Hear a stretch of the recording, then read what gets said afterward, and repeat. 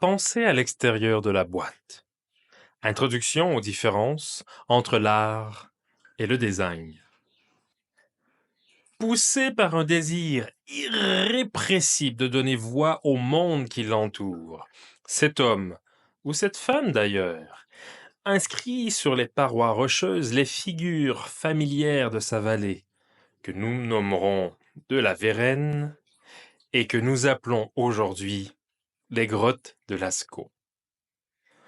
Elle ne les grave pas, car la nature même des parois de sa grotte ne s'y prête guère.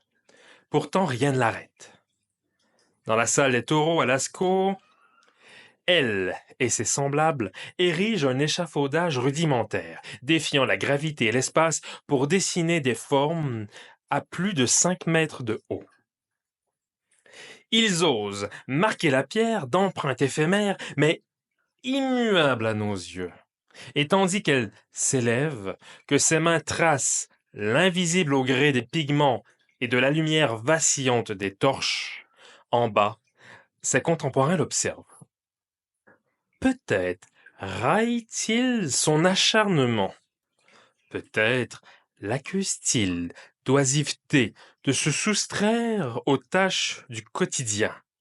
Loin de la chasse, de la cueillette, du tannage des peaux et de la survie commune, son geste semble inutile aux pragmatiques.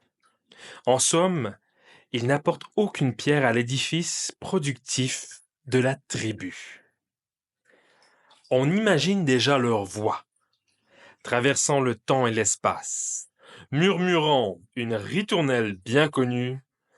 On ne vit pas de son art, mais au moins cela est dit. Pendant des siècles, des millénaires, des mains habiles ont tenté de capturer des fragments du réel, transformant l'invisible en visible. L'art en son essence première se fait alors miroir du monde connu ou imaginé.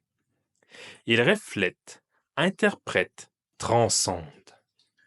Une traduction des sens, principalement la vue, mais pas seulement, car celui qui ose manipuler la matière pour faire parler le monde détient un don rare, une vision, une capacité d'interprétation unique.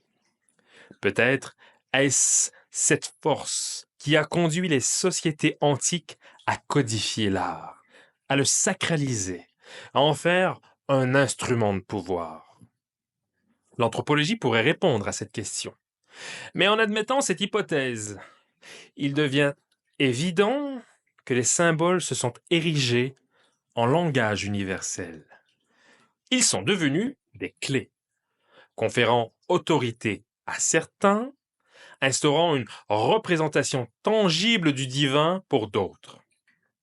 Ainsi, face aux réalisations monumentales de l'Égypte ancienne, une énergie intemporelle nous transperce encore aujourd'hui.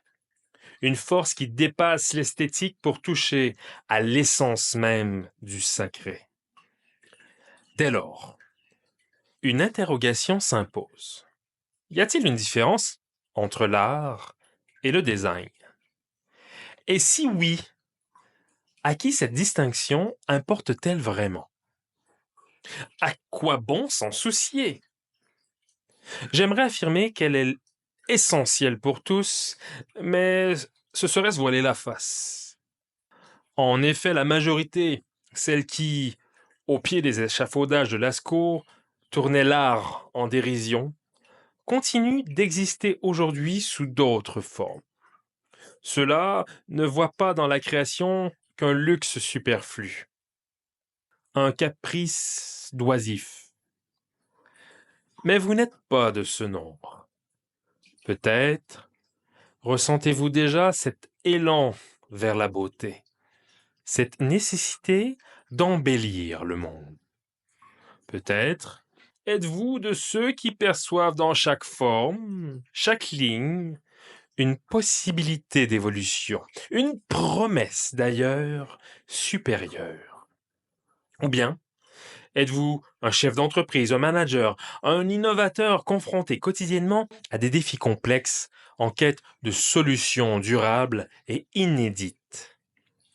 Connaître les frontières de l'art, comprendre la méthode propre au design pourrait être une clé pour ouvrir de nouvelles perspectives. Car le design, à la différence de l'art, ne se contente pas de refléter le monde. Il cherche à le transformer, à l'optimiser, à répondre à des problèmes concrets. C'est un langage de l'ingéniosité, une discipline où la forme épouse la fonction pour générer des solutions adaptées. Néanmoins, le design pourrait bien être la fille de l'art, et en ce sens, apprendre à différencier ces deux univers pourrait bien vous permettre à penser autrement. Pour reprendre l'expression contemporaine, de penser à l'extérieur de la boîte.